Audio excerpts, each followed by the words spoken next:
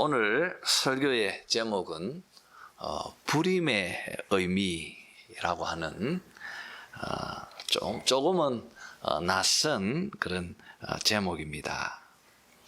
여러분, 우리가 성경을 읽어가면서 의외로 불임에 대한 이야기를 자주 접하게 되어집니다.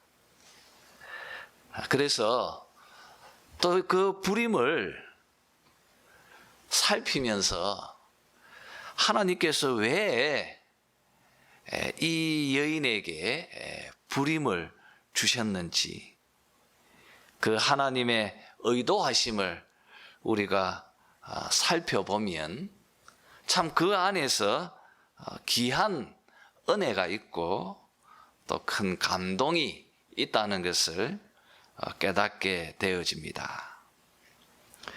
그래서 오늘 이 성경 속에 담긴 이 불임에 관한 이야기들을 찾아보면서 그 속에서 영적 은혜와 그리고 교훈들을 함께 찾으면서 은혜를 나누려고 합니다. 먼저 여러분, 불임의 뜻은 말 그대로 아이를 갖지 못하는 것입니다. 그런데 이 불임의 의학적인 정확한 뜻은 이렇습니다. 정상적인 부부가 피임을 하지 않고 1년 동안 아이가 생기지 않으면 이것을 불임이라고 그렇게 말합니다.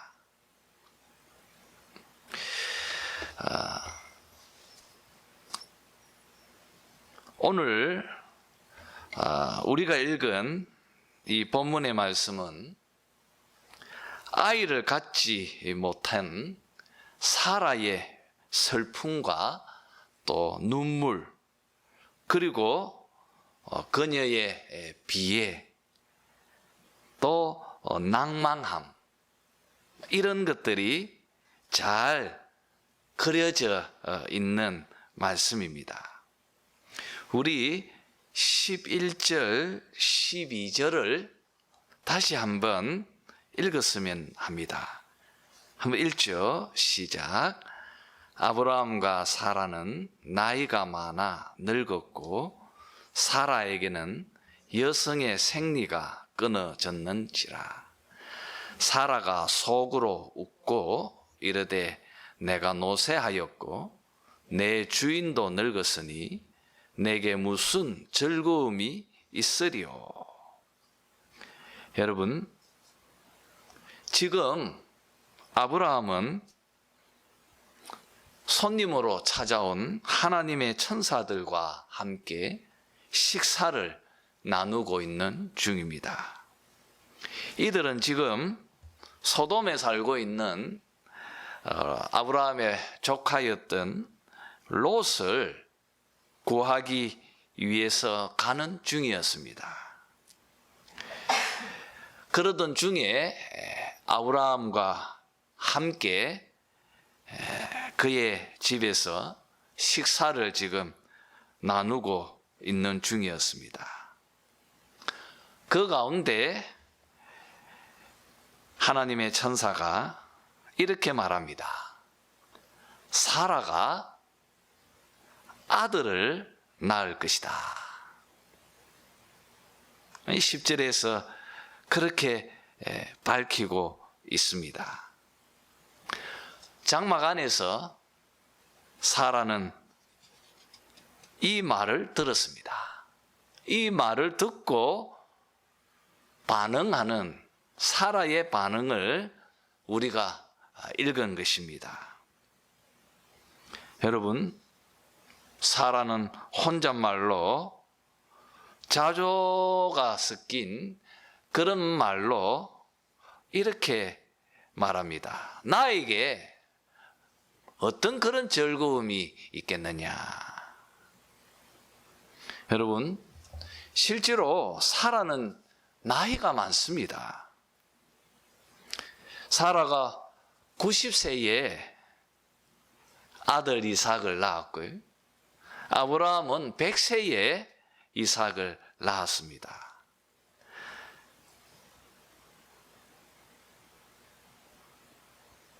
오늘 이 14절 그리고 10절에 보시면 내년 이맘때에, 또 14절에는 기한이 이를 때에,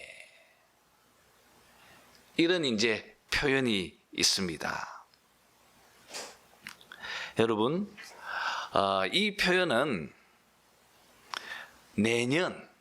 내년에 아들을 낳을 것이다 라고 하는 말입니다. 우리가 이것을 보면 지금 사라의 나이는 89세 또 아니면 88세쯤으로 되어진 것입니다. 이미 사라의 생리는 다 끊어진 후였습니다. 사라와 아브라함은 아이를 낳을 수 있는 능력이 전혀 없다는 것을 밝히고 있습니다. 그러니까 이런 사라에게 내년에 아이를 가질 것이라고, 아이를 낳을 것이라고 그렇게 말하는 그 말을 들을 때 사라의 표현은 참 어떻게 보면 당연하다고 여겨집니다. 헛웃음을 지을 수밖에 없지 않겠습니까? 여러분, 지금 사라는 웃습니다.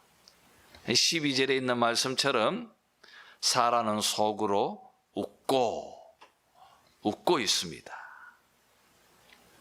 여러분, 이 웃음 속에서 우리는 그동안 사라가 자식이 없어서 겪었던 많은 서러움을 느끼게 되어집니다.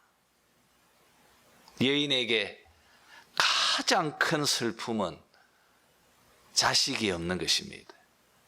지금도 그렇지만 이 고대 사회에 자식을 못 낳는 여자, 그 여인의 슬픔, 또 그 여인의 한을 우리는 지금 사라의 웃음 속에서 느끼게 되어지는 것입니다. 하나님께서 분명히 후사를 주신다고 하셨는데 언제일까? 오늘일까? 내일일까? 아마 사라는 정말 노심초사하면서 긴 세월을 기다렸을 것입니다. 그 기다림이 그녀로 하여금 더 깊은 한으로 그녀를 쌓아가게 했을 것입니다. 이제 도무지 아무런 희망도 없고, 그리고 나이가 들어서 생리마저 이제 다 끊긴 이때였습니다. 이때 불쑥 손님이 찾아와서는 사라에게 자녀가 있을 것이라고 말하고 있습니다. 기한이 이를 때에. 또 조금 더 구체적으로 성경 이 영어 역본들 가운데는 이렇게 번역을 합니다. 내년 봄 이런 때에, 내년 봄 새싹이 돋아날 그 무렵에 네가 아들을 낳을 것이라고 말하고 있는 것입니다. 그 이야기를 들은 사라가 지금 웃고 있는 것입니다. 웃을 수밖에 없지 않겠습니까?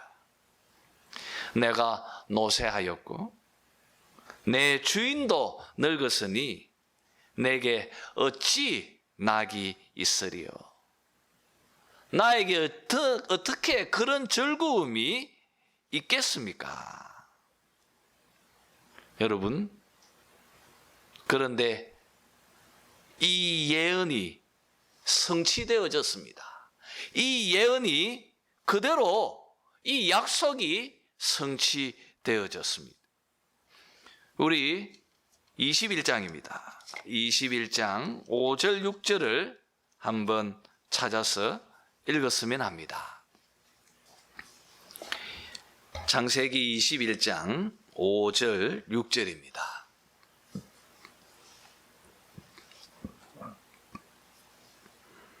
같이 읽겠습니다. 시작. 아브라함이 그의 아들 이삭이 그에게 태어날 때에 백세라. 사라가 이르되 하나님이 나를 웃게 하시니 듣는 자가 다 나와 함께 웃으리로다. 여러분, 사라는 이렇게 말합니다.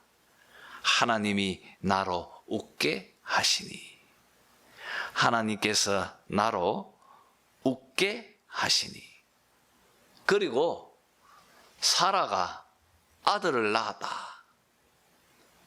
그 말을 듣고 있는 모든 사람들이 다 함께 웃게 하셨다고 말하고 있습니다.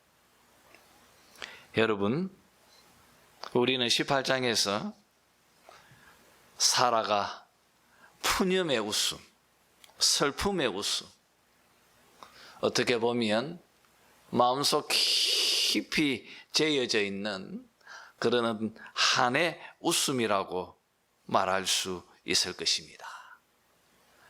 그런데 21장에서 또 사라가 웃고 있습니다. 이 웃음은 기쁨의 웃음이고, 그리고 승리의 웃음이고, 그리고 정말 마음속 깊은 곳에서 하나님이 자기의 한을 풀어주셨다고 하는 그런 즐거움의 웃음이었습니다. 여러분, 사라는 이 웃음의 의미를 바꾸어 놓아주신 하나님을 잊을 수가 없었습니다. 그래서 이 21장 3절에서 사라는 이 아들의 이름을 이삭이라고 지었습니다. 여러분, 이삭이라고 하는 이름의 뜻이 무엇입니까? 이삭, 이 웃음입니다. 웃음. 하나님은 우리로 웃게 하시는 분이시다. 하나님께서 나로 웃게 하셨다. 그리고 하나님께서 생리도 끊긴 90세의 이 노파가, 그리고 100세의 남자가 아들을 낳게 하셔서 주변에 있는 모든 사람들이 하나님의 능력, 하나님의 살아계심을 보며 함께 같이 웃도록 하셨다. 그것을 증거하려고 이 아들의 이름을 웃음, 이삭이라고 그렇게 지은 것입니다. 여러분, 정말 18장 4절의 말씀처럼 하나님은 능치 못할 일이 없으신 놀라운 하나님이라는 것을 우리가 다시 한번 여기서 확인케 되어지는 것입니다. 우리가 여기서 한번 질문을 해보았으면 합니다. 왜 하나님은 사라에게 젊었을 때 자녀를 주시지 않았을까? 왜 하나님은 사라의 태를 막으셨다가 왜 90세에 아들을 주셨을까? 그리고 이 사건을 통하여서 하나님께서 우리들에게 전해 주시려고 하는 하나님의 의도는 무엇이었을까? 우리가 여기서 질문하게 되어집니다. 여러분, 이렇게 사라가 낳은 이삭, 이 이삭이 리브가를 아내로 취합니다. 그도 불임이었습니다. 여러분, 그것이 또 아닙니다. 그것이 끝이 아니에요. 야곱의 아내 라헬도 불임이었습니다. 결혼 후에 한참 후에 요셉을 낳았고, 그리고 베냐민을 낳았습니다.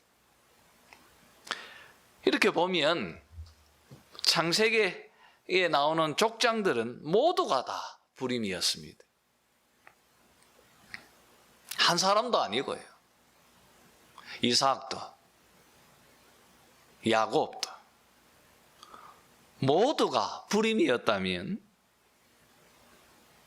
하나님께서 이 불임이라고 하는 이것을 통하여서 우리들에게 또 이스라엘 백성들에게 전달하고자 하는 정말 중요한 목적이 있을 것이라는 것을 우리가 깨닫게 되는 것입니다. 여러분, 왜 하나님은 족장들에게 불임을 주셨을까요? 무엇 때문입니까? 그것은 언약을 이어가시는 분은 인간이 아니라 바로 살아계신 우리 여호와 하나님 당신이라는 것을 명확하게 보여주기 위함이었습니다. 여러분, 이것은 성경을 읽어가는데 아주 중요한 주제입니다. 성경은 언약의 책입니다. 그리고 이 약속, 이 언약은 인간의 노력으로 성취되어지는 것도 아니고 인간의 그 어떤 것으로 개성되어지는 것이 아니라는 것을 말해주고 있는 것입니다. 여러분, 창세기가 쓰여진 목적이 무엇입니까? 창세기가 쓰여진 목적은 예수님이 누구의 계보를 통하여서 오실 것인가를 우리에게 가르쳐 주려고 하나님께서 우리에게 주신 책입니다. 메시아는 어떤 계보를 쫓아서 어떻게 오실 것인지, 그리고 그 예수님은 우리에게 어떻게 오실 것인지, 여러분, 그것을 기록한 책이 창세기입니다. 그런데 그 창세기에 불임이 계속 나오고 있습니다. 왜 그렇습니까? 메시아는, 그리고 우리 주 예수 그리스도는 전적인 하나님의 은혜로, 전적인 하나님의 역사하심으로, 하나님 당신의 열심으로, 하나님 당신께서 성취하고 또 이루어 가신다는 것을 보여주시려고 이 불임 이야기가 창세기에 기록이 되어져 있는 것입니다. 여러분, 약속을 이루어 가시는 분은 하나님이십니다. 약속을 성취해 가시는 분은 하나님이십니다. 그리고 하나님은 신실하셔서 그 약속을 반드시 이루시고 반드시 성취시켜 가신다는 것을 우리는 이 불임 사건들을 통하여서 확인하게 되어지는 것입니다. 여러분, 이 말씀을 여러분 자신들에게 적용해 보았으면 합니다. 하나님은 우리에게 많은 약속을 주셨습니다. 그리고 지금도 하나님 우편에 계시는, 그리고 우리 마음속에 함께하고 계시는 우리 주님도 여러분에게 많은 약속을 주셨습니다. 여러분, 그 약속은 반드시 이루어지고 반드시 성취되어질 것입니다. 어떻게 알 수 있습니까? 사라로 하여금 웃게 하신 그 하나님께서 바로 그 사건을 통하여서 우리가 확인케 되어지는 것입니다. 여러분,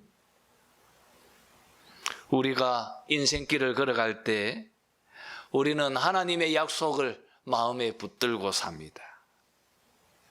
주님께서 우리에게 주셨던 많은 약속의 말씀들을 우리는 가슴에 붙들고 믿음으로 살고 있습니다. 어떨 때는 여러분,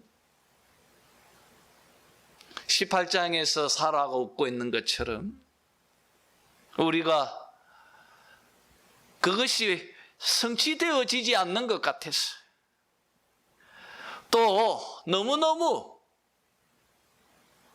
슬프고 또 너무나 깊은 고통으로, 그것이 한의 웃음으로 우리가 웃고 있을 그런 상황으로 우리가 놓여져 있을지라도 여러분, 포기하지 않고 인내하면서 믿음으로 우리가 그 약속을 붙들고 있으면 그 언젠가 반드시 하나님께서 그 약속을 이루시고 그 약속을 성취하셔서 슬픔의 웃음이 기쁨의 웃음으로 바꾸어 놓아주시는 그런 분이 우리 하나님이라는 것을 우리는 오늘 말씀 안에서 깨닫게 되는 것입니다. 여러분, 이것을 가슴에 새겼으면 합니다. 이스라엘 백성들이 그것을 가슴에 새겨 놓게 하시려 창세기에 지금 이 많은 불임의 이야기들을 우리에게 들려주고 있는 것입니다. 지금도 똑같습니다. 여러분 마음속에 붙들고 있는 그 약속의 말씀들이 하나님의 열심으로, 그분의 성실하심으로 그것이 이루어지지 않아서 지금 내가 슬퍼하고 고통 가운데 거해 있다 할지라도 언젠가 하나님께서 그 약속의 말씀대로 그 웃음을 기쁨의 웃음으로 반드시 바꾸어 놓아 주실 것입니다. 그것을 깨닫게 하도록 하기 위해서 내가 반드시 나의 능으로, 나의 힘으로 내가 너희들에게 맺은 그 약속과 언약들은 꼭 지켜 나가겠다고 하는 그런 가르침을 우리는 이 불임의 이야기 속에서 깨닫게 되는 것입니다. 그리고 여러분, 두 번째로 이 불임을 통하여서 우리가 깨닫고 또 하나님께서 우리에게 주고 계시는 이 영적 교훈은 하나님은 반드시 자신의 때를 쫓아서 행동하시는 분이라는 것을 또 우리가 알게 되어지는 것입니다. 여러분, 우리는 하나님께서 그 약속을 언제 이루어 주실지 알 수 없습니다. 아브라함이 그랬습니다. 하나님께서 너에게 후사를 준다고 하셨습니다. 아브라함은 기다렸습니다. 사라는 잉태를 할 기미가 보이지 않습니다. 그래서 몸종을 통하여서 그리고 또 아들을 낳았습니다. 그가 아닙니까? 하나님이 아니라 하셨습니다. 여러분, 사라도 기다렸고 아브라함도 기다렸습니다. 그 기다림이 다 포기로 그저 푸념하면서 웃을 수밖에 없는 그런 상황이 되었을 때, 그때서야 하나님께서 그의 천사를 보내어 주셔서 내년 이맘때에, 내년 봄 새싹이 돋아날 그 무렵에 네가 아들을 낳을 것이라고 말하고 계십니다. 여러분, 왜 이렇게 하나님께서 행동하셨는지, 왜 이렇게 긴 세월을 아브라함으로 하여금 기다리게 하셨습니까? 무엇 때문입니까? 무엇 때문입니까, 여러분?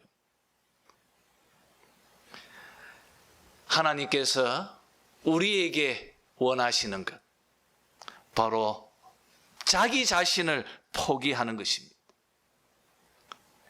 사라처럼 마지막 희망조차 사라져 버린 것 같은, 그래서 하나님의 언약은 그저 귀에 좋은 자장가처럼 들릴 그때에, 그래서 푸념하고 한탄의 웃음을 지을 수밖에 없는 그때에 하나님께서 그때서야 비로소 일어나셔서 자신의 일을 행하고 계십니다. 전적인 자기 포기가 있은 후에 그때서야 하나님은 움직이십니다. 나의 힘으로는 아무것도 할 수 없구나. 오직 여호와의 신으로, 그분의 능력으로 되어지는 거구나. 나는 아무것도 할 수 없다고 하는 그 고백과 그 상황 속에서 그때서야 비로소 하나님은 역사하시고 하나님은 자신의 때를 이루어 가신다는 것을 알게 되어집니다. 여러분, 우리는 성경 안에서 이런 패턴을 굉장히 자주 보게 되어집니다. 여러분, 이 불임의 사건을 통하여서 우리가 깨달아야 할 교훈은요, 나는 아무것도 할 수 없구나. 나는 아무것도 아니구나. 나는 그저 부족한 죄인일 수밖에 없습니다. 마치 베드로가 예수님을 만나서 나를 떠나소서, 죄인이로소이다. 그 고백이 우리 속에서 흘러나올 때, 그때 하나님의 역사가 일어나고 그때 하나님의 은혜가 드러나는 것입니다. 우리가 이것을 사라의 불임을 통하여서 배우게 되는 것입니다. 여러분, 이 사건은 정말 우리에게 중요한 것을 교훈합니다.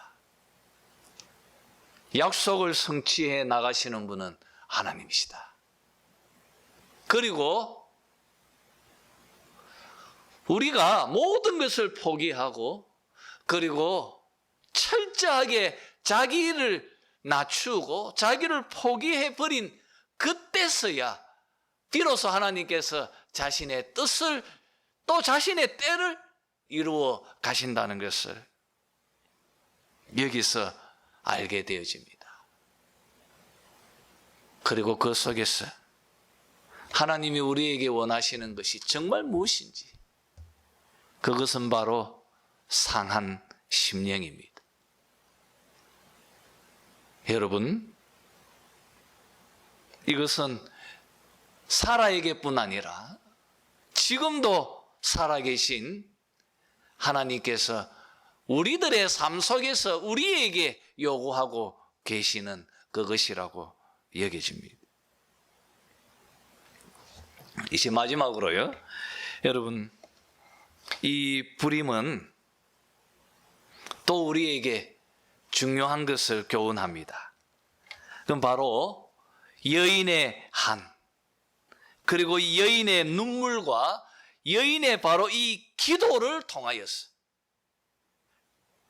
이 기도를 통하여서 하나님은 새로운 역사를 열어 나가신다는 것을 우리는 성경을 통하여 알게 되어집니다. 우리 사무엘상 1장 15절 16절을 찾아서 읽어보았으면 합니다.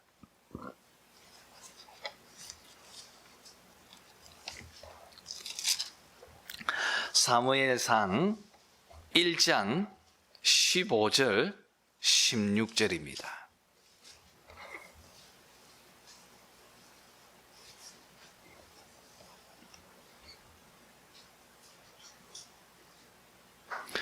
사무엘상 1장 15절 16절입니다. 같이 한번 읽겠습니다. 시작. 한나가 대답하여 이르되 내 주여 그렇지 아니하니이다. 나는 마음이 슬픈 여자라.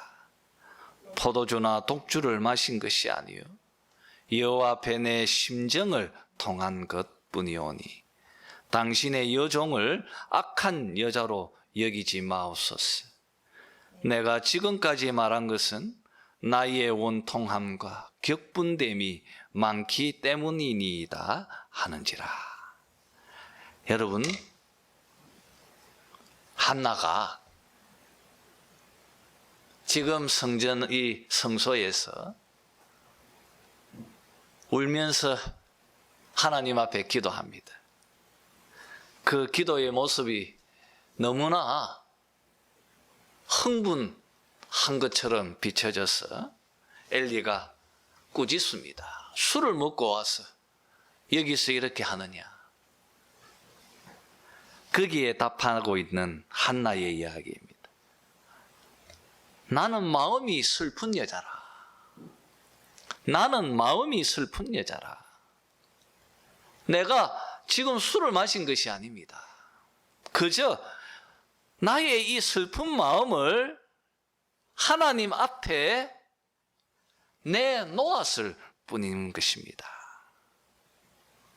16절의 표현처럼 나의 원통함과 격분됨이 많기 때문이니이다. 여러분, 왜 그렇습니까? 한나가 왜 이렇게 슬픕니까? 한나가 왜 이렇게 원통하고 한나가 왜 이렇게 격분해 있습니까? 무엇 때문입니까, 여러분? 한나도 아이가 없었습니다. 한나도 불임이었습니다. 아이가 없는 그 마음이 얼마나 슬픈지. 여러분, 아이가 없는 이 여인이 울부짖었습니다. 그리고 하나님께서 한나의 그 기도를 귀히 들어주셨습니다. 그리고 여러분, 한나의 태를 여셨고 그 한나를 통하여서 태어난 아들이 사무엘입니다. 여러분, 사무엘 상하서의 주인공이 누구입니까? 다윗이지 않습니까? 사무엘은 다윗을 왕으로 세웠다는 그것만으로 그는 자신의 역할을 감당한 것입니다. 그리고 그 다윗이 새로운 역사를 열어나갔던 것을 보게 되어집니다. 그런데 여러분, 이 사무엘서와 평행을 이루는 똑같은 책이 신약에 하나 있습니다. 그것이 누가복음입니다. 누가복음에도 1장에서 아이를 갖지 못하는 정말 슬픈 여자, 마음에 슬픔을 가득 채우고 있는 그 여자 엘리사벳이 등장합니다. 사무엘서와 누가복음 똑같이 1장에서 아이를 놓지 못하는 한많은 여자의 기도로 이 책들이 시작하고 있는 것을 봅니다. 한나의 기도 응답으로 사무엘이 태어나고 사무엘이 다윗을 왕으로 세움으로 이스라엘의 새로운 역사를 열어 나갔던 것을 봅니다. 똑같이 여러분, 엘리사벳이 기도로 통하여서 태어난 아들, 하나님께서 그 기도에 응답해서 주셨던 아들, 바로 이 세례 요한입니다. 그리고 그 세례 요한으로 통하여서 예수님께서 세워지고, 그리고 그 예수님께서 새로운 역사를 열어 나갔던 것을 보게 되어집니다. 여러분, 하나님은 새로운 시대를 열어 나가는 그런 전주곡으로 아이를 놓지 못하는 불인 여자들의 기도를 통하여서 그 기도에 응답하심으로 하나님의 역사를 열어나가고 하나님의 그런 새로운 시대를 열어나갔던 것을 봅니다. 한많은 이 여인의 기도로 통하여서 마치 여명이 밝아오는 것처럼 새로운 세상, 새로운 역사가 열려지고 있습니다. 여러분, 이것을 우리들에게 참 많이 적용할 것이 있습니다. 묵상할 게 너무 많지 않습니까? 여러분, 하나님께서 한나의 마음에 이렇게 깊은 슬픔을 주셨고, 또 엘리사벳에게 하나님께서 이렇게 깊은 슬픔을 주셨다. 왜 이렇게 깊은 슬픔을 주셨습니까? 무엇 때문입니까? 하나님 앞에 기도하고, 그리고 그 기도에 응답되어지지 않아서 또 더 깊은 슬픔 속에 빠져 있습니다. 그리고 하나님께서 자신의 때를 쫓아서 그 기도에 응답해 주시면서 그 응답의 결과로 새로운 세상, 새로운 역사가 펼쳐지고 있는 것을 보는 것입니다. 우리들도 똑같습니다. 여러분, 이유 없는 고난은 없는 것입니다. 사람들마다 각기 삶의 자리에서 많은 슬픔을 안고 많은 고통을 가슴속에 품고 살아가고 있습니다. 왜 하나님께서 나에게 이렇게 큰 한을 주시고 이렇게 큰 아픔을 주시고 또 이렇게 큰 고통을 주셨습니까? 무엇 때문입니까, 여러분? 그것을 통하여서 영적으로 하나님 앞에 성화해서 기도하고 또 하나님을 더 인내하며 하나님을 더 신뢰하고 하나님 앞에 더 가까이 나아가서 하나님의 때를 기다릴 때에 하나님께서 그 때를 맞춰 응답해 주십니다.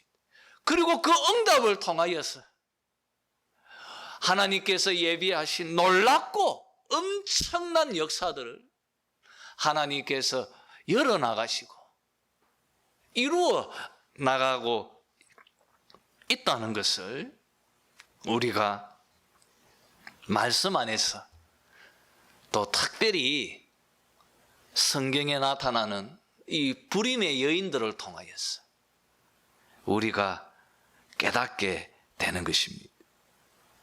여러분, 이유 없는 것이 우리의 삶 속에 일어나지 않습니다.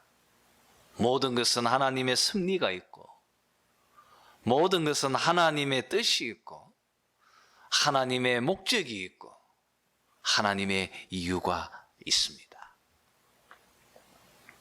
오늘 이 말씀을 가슴에 담으면서